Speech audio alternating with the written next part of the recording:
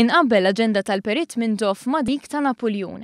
Mhux għax kien dittatur, iżda għaliex minkejja li jgħixu mexxew lil pajjiżhom fi żminijiet differenti, it-tnejn kellhom kariżma u mħabba kbira li jaraw lin-nazzjon tagħhom dejjem jikber. Dan stqarru l-professur Oliver Friġġieri waqt li kienet jagħti lezzjoni kommemorattiva fil-Berġa ta' Kastilja f'okkażjoni li fakret il-100 sena mit-twelid tal-Perit Dom Mintoff. B'ton nostalġiku saħaq kif qatt ma trabba f'ambjent mintoffjan, iżda minn età żgħira xorta kien japprezza li għal ta' madwaru Mintoff kien is-salvatur.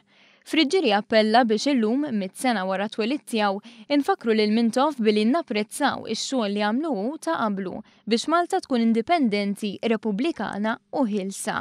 Kompla ma' dan Patri Mark Montebello li saħaq li kieku l-Perit Dom Mintoff kien preżenti għal din l-okkażjoni kien jitlaq għaliex kien jiddejjaq mill-idolatrija.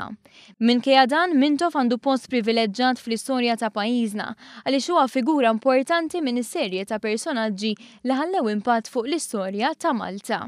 U elenka kif l-istorja għandha tfakkar ukoll nies li ħallew impatt fuq il-Perit, bħal Carmelo Mifsud Bonnici li ħajru biex jidħol fis-servizz pubbliku, Pawlu Boffa li nissel fih l-idea tal-laburiżmu, Mabel Strickland li għalmitu aktar dwar l-intrapriża u fuq kollox ommu li kellha impatt kbir fuq il-karattru u l-psikoloġija tiegħu.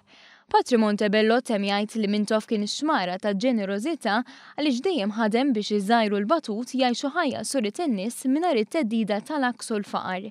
Din iċ-ċerimonja ntemmet b'diskors qasir tal-Prim Ministru Joseph Muscat li fakkar lil Perit Mintoff bħala manifestazzjoni ta' moviment indipendentista. Il-Prim Ministru kompla jgħid li xi ħaġa li timpressjonah fil-predeċessur tiegħu kienet li minkejja għalhekk imsejħa personalità żgħura tiegħu kien kapaċi jasal għal kompromessi anke mill-gvern. U elenka wkoll kif għal Malta Mintoff kien a break with the past għaliex kellu l-kuraġġ jagħmel affarijiet li m'għamilx ħadd ieħor.